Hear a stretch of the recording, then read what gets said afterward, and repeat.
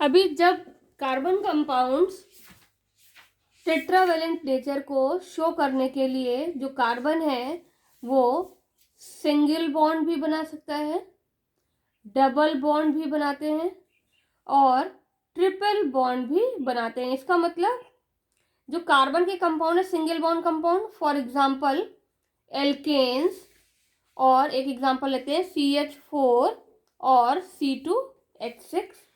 Double bond compounds में alkenes लेते हैं और एल्कीन्स में C2H4, और ट्रिपल बॉन्ड कंपाउंड्स में एल्काइंस होंगे जिसमें से आएगा C2H2।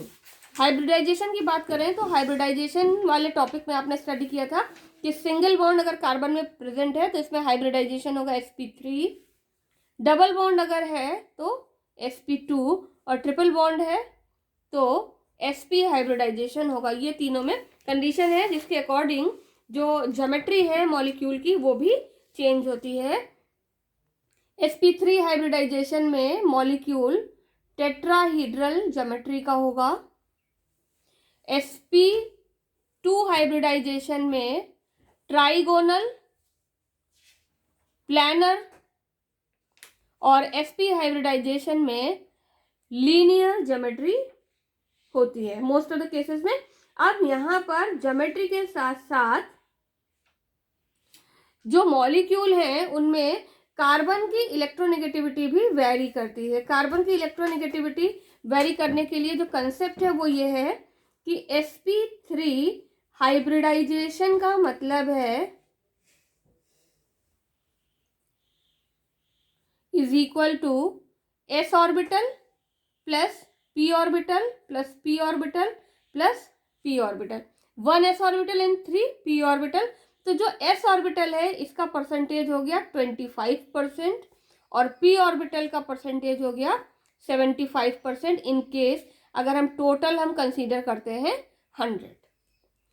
ये 4 ऑर्बिटल है, चारों को इक्वल पार्ट्स में डिवाइड कर देंगे तो हमें s ऑर्बिटल का परसेंटेज आ गया 25%, लेकिन किसमें? sp3 हाइब्रिडाइजेशन में। इसी तरह से sp2 हाइब्रिडाइजेशन, sp2 हाइब्रिडाइजेशन में एक s ऑर्बिटल पार्टिसिपेट करेगा और 2 p ऑर्बिटल पार्टिसिपेट करेंगे। तो इसका इनका भी टोटल अगर ये 100 कंसीडर कर रहे हैं हम तो s ऑर्बिटल का परसेंटेज हो गया अप्रोक्सीमेटली 33.3%। इसी तरह से sp हाइब्रिडाइजेशन में एक s ऑर्बिटल और एक p ऑर्बिटल हाइब्रिडाइजेशन में पार्टिसिपेट करते हैं तो यहाँ पर भी 100 कंसीडर करेंगे इनका टोटल, तो s ऑर्बिटल का परसेंटेज हो गया 50%। इसका मतलब s character it is representing, ये जो परसेंटेज लिखा है it is representing s character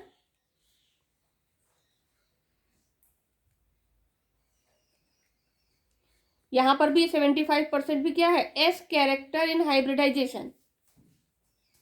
किसमें है s कैरेक्टर? कार्बन का। ये हाइब्रिडाइजेशन किसमें? sp3 hybridisation of carbon atom, of carbon, of carbon.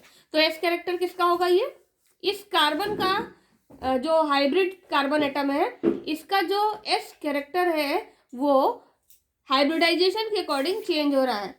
और एक कंसेप्ट आपको याद रखना है, more s character of hybridised carbon more will be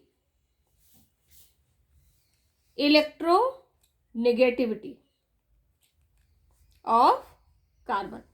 It means hybridise carbon जिसमें हाइब्रिडाइजेशन है जो किसी मॉलिक्यूल में प्रेजेंट है उसमें जितना ज्यादा एस कैरेक्टर होगा वो कार्बन उतना ही ज्यादा इलेक्ट्रोनेगेटिव होगा। इसका मतलब जो एस कैरेक्टर का ऑर्डर है वो sp3, sp2 और sp के अकॉर्डिंग ये इंक्रीजिंग s कैरेक्टर का ऑर्डर है। Increasing s character means increasing electronegativity of carbon.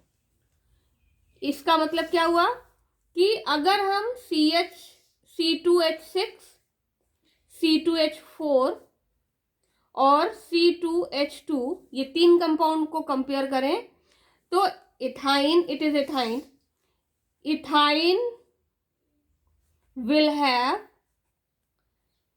the most electronegative carbon.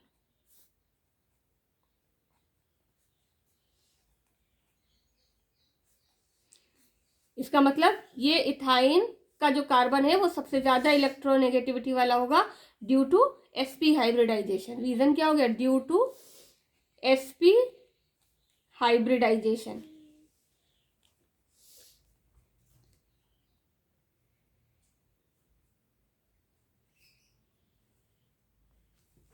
अब इसमें कुछ तरह के जो क्वेश्चंस आते हैं उन क्वेश्चन के पहले एक और चीज आप याद रखेंगे, C2H6 जो एल्केन है, it is alkane ethane, it will have least electronegative carbon.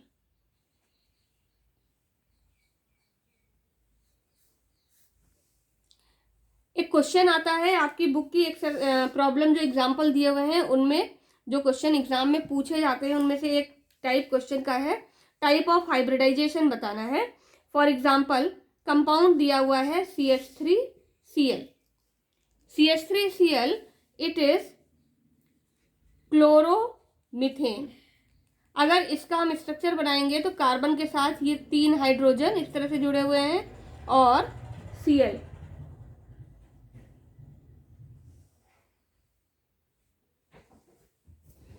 अब कार्बन के पास सिग्मा बॉन्ड है, सिंगल बॉन्ड क्या होंगे? सिग्मा बॉन्ड होंगे, ये भी सिग्मा बॉन्ड, चारों सिग्मा बॉन्ड है। इसका मतलब ये जो कार्बन है इट इज sp3 हाइब्रिडाइज्ड। तो हाइब्रिडाइजेशन क्या हो गया इसमें?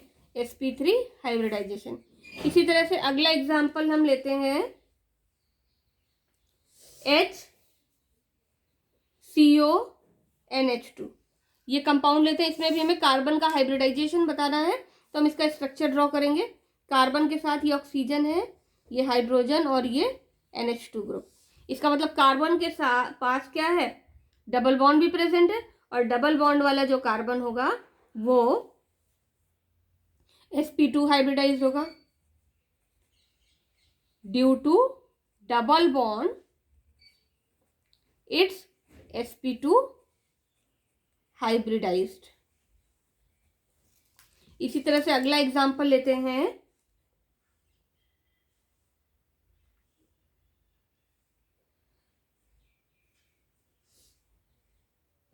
एक और एग्जांपल लेते हैं। इसमें क्वेश्चन में दिया हुआ है HC triple bond CH double bond CH3।